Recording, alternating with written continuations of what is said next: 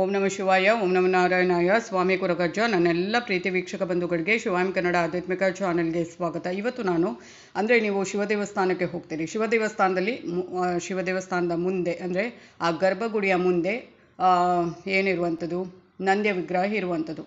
ಆ ಒಂದು ನಂದಿ ವಿಗ್ರಹದ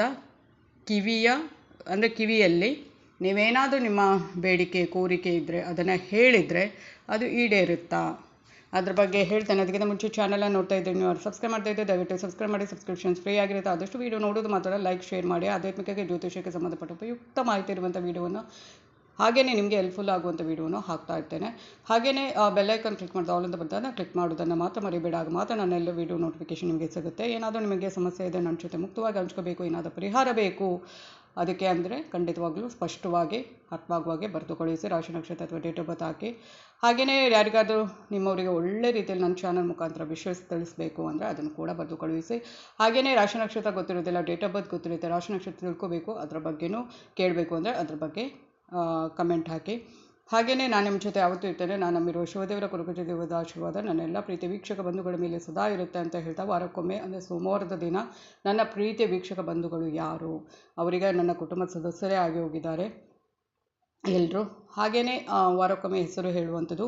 ಈ ವಾರದ ನನ್ನ ಪ್ರೀತಿಯ ವೀಕ್ಷಕ ಬಂಧುಗಳು ಯಾರು ಅಂದರೆ ವಸಂತ್ ಆಚಾರ್ಯ, ಶಶಿಕಲಾ, ತುಂಬ ಮಿಸ್ ಮಾಡ್ಕೊಳ್ತಾ ಇದ್ದೇನೆ ಶಶಿಕಲಾ ಅವರನ್ನು, ಸಾವಿತ್ರಮ್ಮ, ಬಿಂದು ಭಾರತಿ, ಶ್ರೀನಿವಾಸ್ ಮೂರ್ತಿ, ವೈಷ್ಣವಿ, ಅಕ್ಷತಾ, ದೀಕ್ಷಿತಾ, ಗುರುಸ್ವಾಮಿ, ವಿ ಲಕ್ಷ್ಮಿ, ಸುಮಿತ್ರಾ ಶೆಟ್ಟಿ, ಆನಂದ್ ಕಂಬಾರ್, ಗೋಪಾಲ್, ನಾಗಶ್ರೀ, ಮಂಜುಳಾ ಎಸ್, ಲೀಲಾ ಬಸು, ಜಿತುನ್ ನಯಕುಮಾರ್ ಮತ್ತು ಗೌರಮ್ಮ.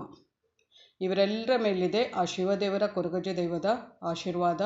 ಮತ್ತು ನಾನು ಯಾವತ್ತೂ ಇವರನ್ನೆಲ್ಲ ಕುಟುಂಬದ ಸದಸ್ಯರು ಅಂತ ಅಂದ್ಕೊಳ್ತೇನೆ. ನನ್ನೆಲ್ಲ ಸಬ್ಸ್ಕ್ರೈಬರ್ಸು ಅಷ್ಟೇ, ಇವರೂ ಅಷ್ಟೇ, ತುಂಬ ಪ್ರೀತಿಸ್ತೇನೆ ನಾನು. ಹಾಗೆಯೇ ಇವತ್ತು ನಾನು ಹೇಳಿದ್ದೇನೆ, ಶಿವ ದೇವಸ್ಥಾನಕ್ಕೆ ಹೋಗ್ತೀರಿ, ಅಲ್ಲಿ ನಂದಿಯ ವಿಗ್ರಹ ಇರುತ್ತೆ, ನಿಮ್ಮ ವಿಶಸ್ಸನ್ನು ಹೇಳಿದರೆ ಅದು ಫುಲ್ಫಿಲ್ ಆಗುತ್ತಾ? ಖಂಡಿತವಾಗ್ಲೂ ಆಗುತ್ತೆ. ನಂಬಿಕೆ ಇರಬೇಕು ಮತ್ತು ಭಕ್ತಿ ಇರಬೇಕು. ಆ ಶಿವದೇವರಿಗೆ ಕೈ ಮುಗಿದು, ಆ ನಂದಿಗೆ ಕೈ ಮುಗಿದ ನಂತರ ಅವರ ಕಿವಿಯಲ್ಲಿ ನೀವು ನಿಮ್ಮ ಒಂದು ಕೋರಿಕೆಯನ್ನು ಇಡುವಂಥದ್ದು. ಅಂದರೆ ಅದು ನಿಮಗೆ ಮತ್ತು ನಂದಿಯ ಕಿವಿಗೆ ಹೇಳುವಾಗ ಅದು ಅಷ್ಟೇ ಗೊತ್ತಿರಬೇಕು. ಸುತ್ತಮುತ್ತಲು ಯಾರಿದ್ರೂ ಅವರಿಗೆ ಕೇಳಬಾರ್ದು.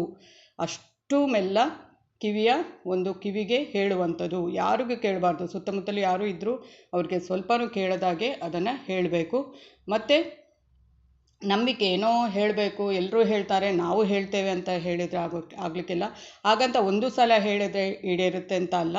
ನೀವು ಹೋಗ್ತಾ ಇದ್ದರೆ ಆವಾಗ ನೀವು ಹೇಳ್ತಾನೇ ಇರಿ, ಖಂಡಿತವಾಗ್ಲೂ ಈಡೇರುತ್ತೆ. ಖಂಡಿತವಾಗ್ಲೂ ಆ ಒಂದು ಶಿವದೇವರ ಆಶೀರ್ವಾದದಿಂದ ಖಂಡಿತವಾಗ್ಲೂ ನಿಮ್ಮ ಬೇಡಿಕೆ ಕೋರಿಕೆ ಏನಿರುತ್ತೆ ಆ ನಂದಿಯ ಕಿವಿಯಲ್ಲೇ ಹೇಳುವಂಥದ್ದು. ಅದನ್ನು ಅಂದರೆ ಅದರ ಅರ್ಥ ಏನು ಅಂದರೆ, ನಂದಿಯ ಕಿವಿಯಲ್ಲಿ ಹೇಳಿದರೆ ಅವರು ಶಿವದೇವರಲ್ಲಿ ಅದನ್ನು ಹೇಳ್ತಾರೆ.